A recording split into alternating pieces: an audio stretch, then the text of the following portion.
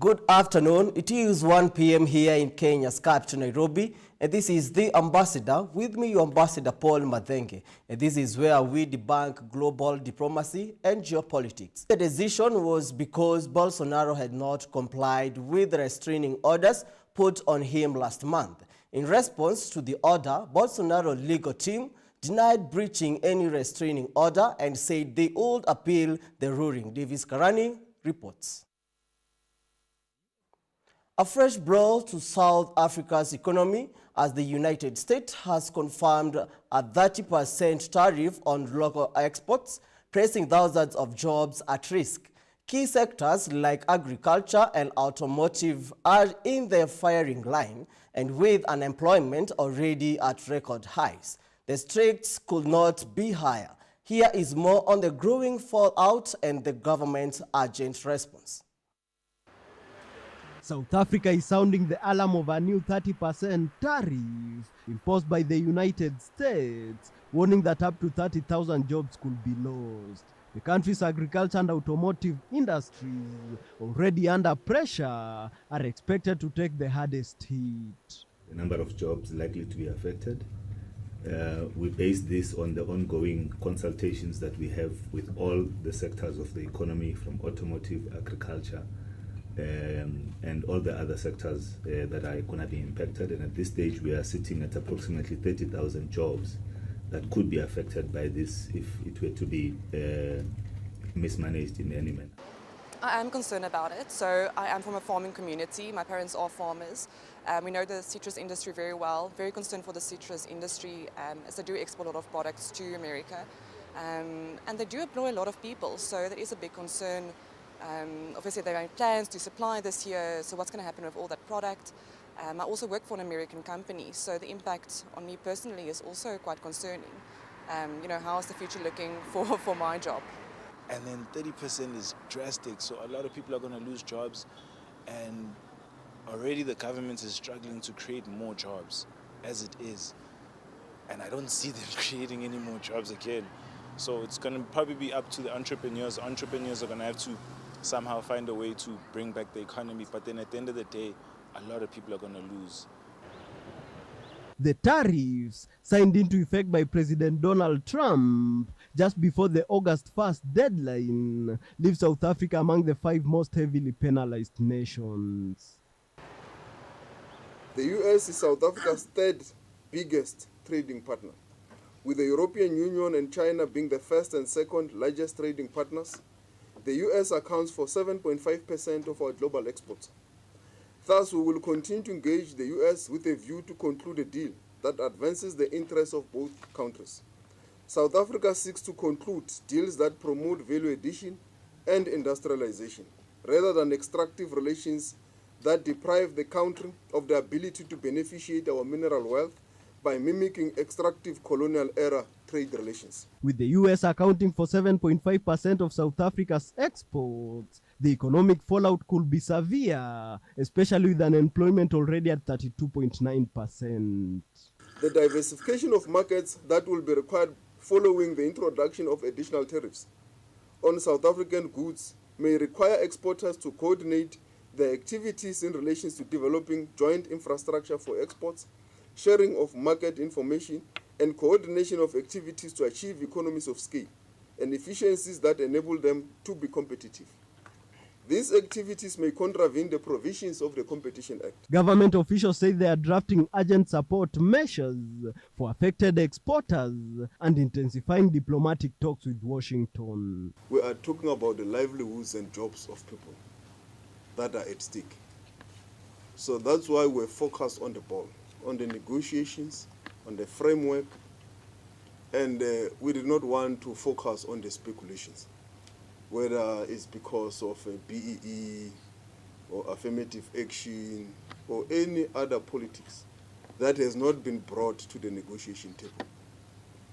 So we focus on what we have presented to the US government, and we believe we're dealing with that. There are also plans to coordinate a broader response with global partners. The tariffs are set to take effect on August 8th.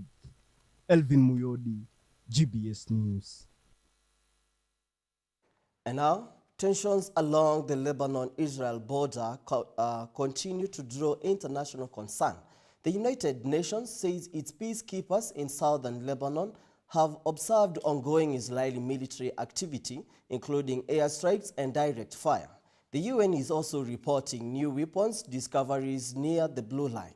Our reporter Susan Nganga has more on the latest news from UN headquarters in New York. Tensions remain high in southern Lebanon, where UN peacekeepers are closely monitoring the situation on the ground. The United Nations says its interim force in Lebanon, known as UNIFIL, has observed ongoing military activities by the Israeli Defense Forces, including airstrikes by fighter jets and drones, and direct fire near the Blue Line in the eastern sector. In southern Lebanon, the peacekeepers of the UN Interim Force in Lebanon have observed continued Israeli Defense Forces military activities, including air attacks by fighter jets and drones, as well as direct firing from south of the Blue Line in Sector East. UNIFIL peacekeepers on Thursday detected 2 tunnels with 20 rockets inside, as well as another weapons cache containing rockets and fuses in Sector East. All of them were reported to the Lebanese army. That same day, UNIFIL troops worked alongside the Lebanese armed forces to clear a blocked road between the towns following damage from recent hostilities. That same day, UNIFIL peacekeepers supported the Lebanese armed forces in clearing a section of the road between Kfar Killa and El Adessa in Sector East, which had been blocked by debris from the recent hostilities. Through July, UNIFIL also carried out joint training operations with the Lebanese army, focusing on patrols, setting up checkpoints, and safely disposing of unexploded ordnance. UNIFIL conducted 6 training activities with the Lebanese army deployed in southern Lebanon in July, focusing on patrolling, checkpoint setup, identification and disposal of unexploded ordnances, and counter-IED tactics. And at the sea, the UN's Maritime Task Force conducted 18 training missions with Lebanon's Navy and Air Force between March and July, building readiness for maritime violation and emergency response. Task Force between March and July carried out 18 training activities with Lebanese Air Force and Navy on hailing procedures and response measures during maritime violations, as well as landing procedures. Susan Nganga, GBS News, Lebanon.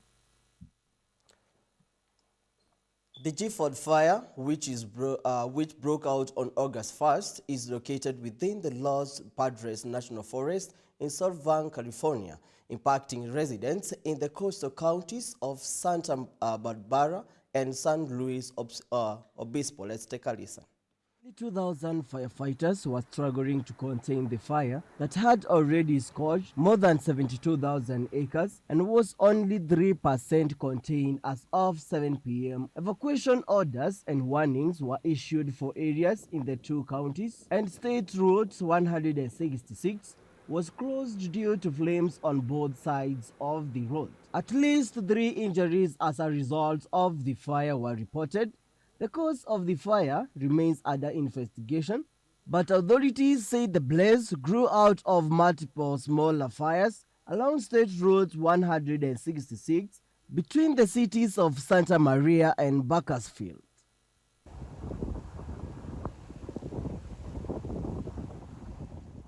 The ambassador will take a short break. We will be right back with more as we debunk global diplomacy and geopolitics. Welcome to Fun Dance Class. Today we will continue learning about Jingle Bell Rock. Friends, first you cross your arm and put it on top of your head, and as you go in left side, you open it, then you come back to your place. And then you make your leg 90 degrees, and then as you put your legs until 90 degrees, you need to jump a bit. 1, 2. Then as you jump a bit, you need to stretch your hands downwards.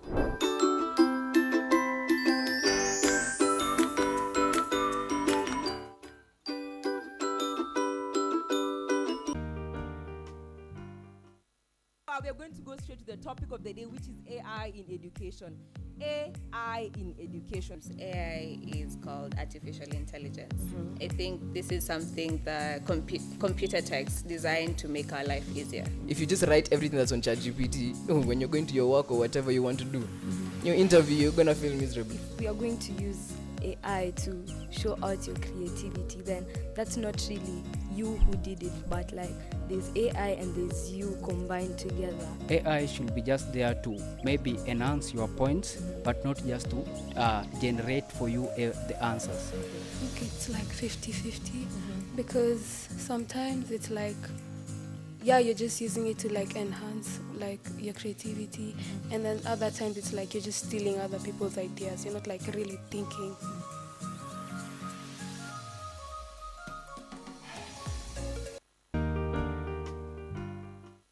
Stay tuned as we dive into the vibrant world of creativity and expression.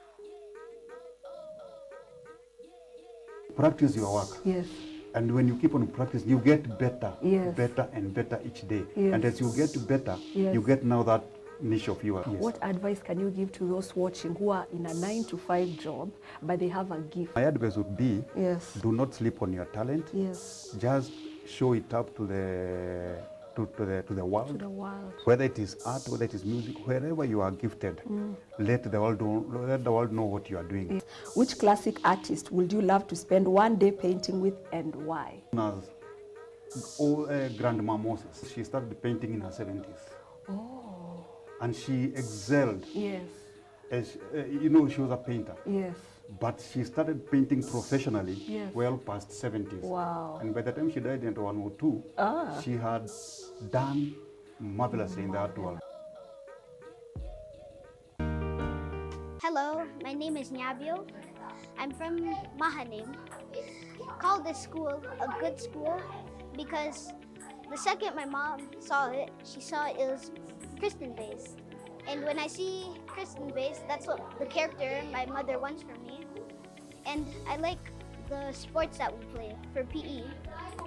Like sometimes we play table tennis, we can play football, we match, and on Fridays we have games. And we verse the teachers in football. And this is why I think the school is the best school your children can go to.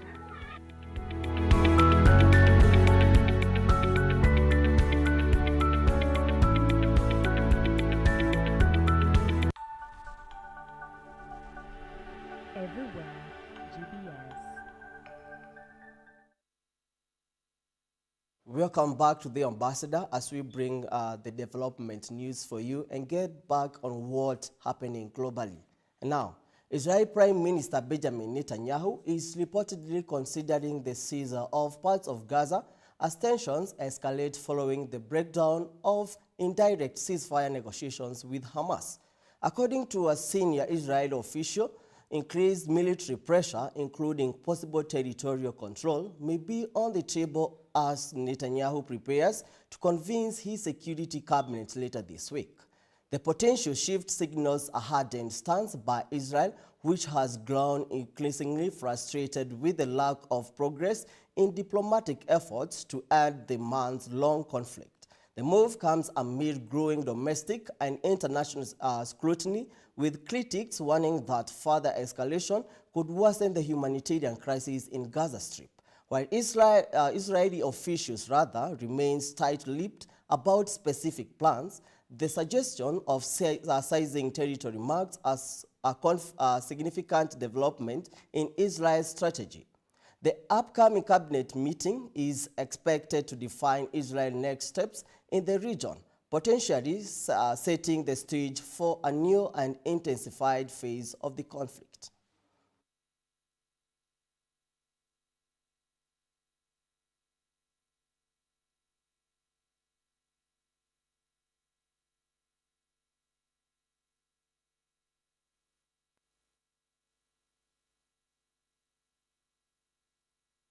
A newly released Hamas video has raised fresh concerns in Israel after showing hostage aviator David visibly emaciated and distressed inside a Gaza tunnel. The footage, which surfaced late Monday, offered a glimpse into the confidential conditions of those still held captive. The former hostage, Tal Shaham, was freed in a previous deal, said he immediately recognized the tunnel scene in the video, confirming that it was one of the locations where hostages were held during their captivity. Shaham's identification of the tunnel has intensified calls for urgent action to locate and rescue the remaining hostages. Families and advocacy groups has urged Israeli leadership to prioritize renewed negotiations, while some military officials said the footage could help guide intelligence efforts. The video underscores the ongoing human cost of the conflict and the increasingly dire condition inside Gaza's underground network.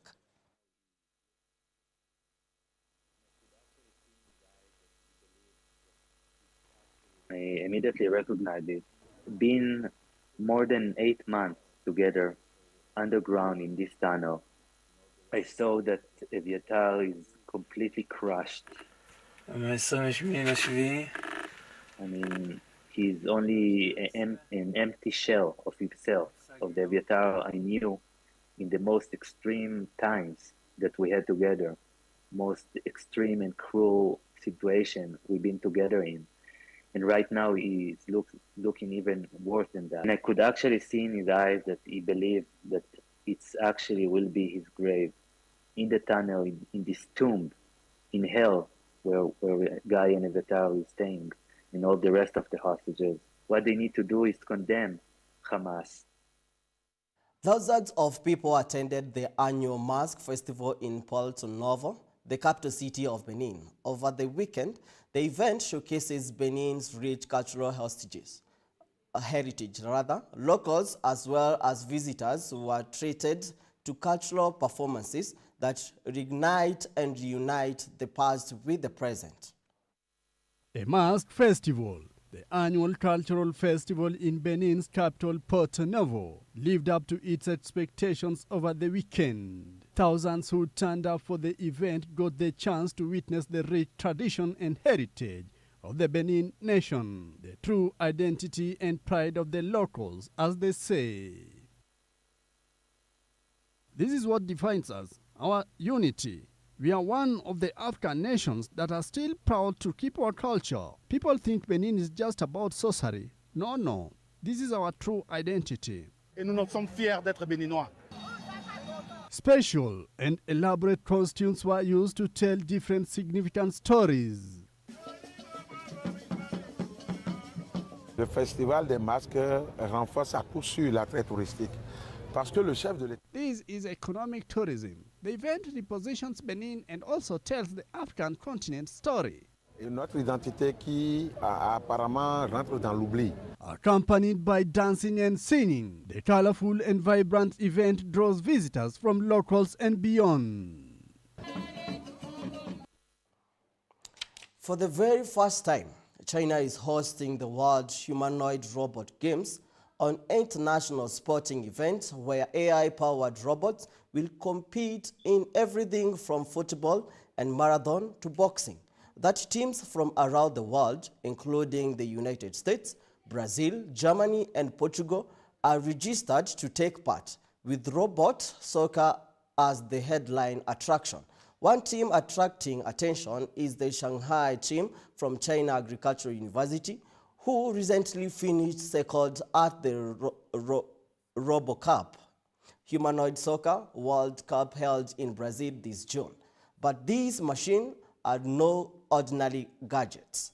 Equipped with advanced visual sensors and the ability to stand up on their own after failing, these humanoid robots are showcasing major leaps in robotic engineering. While their movements may still appear slightly awkward, experts say the gap between human and robot performance is narrowing and fast. China is using competition like this not just for entertainment, but to test and refine its growing AI capabilities.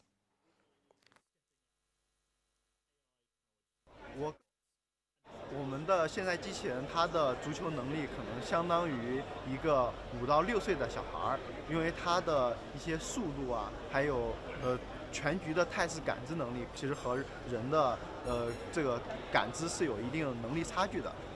但是它发展特别快。And that's all for today. With me, your Ambassador Paul Madenge on the Ambassador 1 p.m. Follow all of our stories at GBS TV Africa. It's updated throughout the day. We meet every Thursday and Friday as we debunk global diplomacy and geopolitics. Thank you for your time.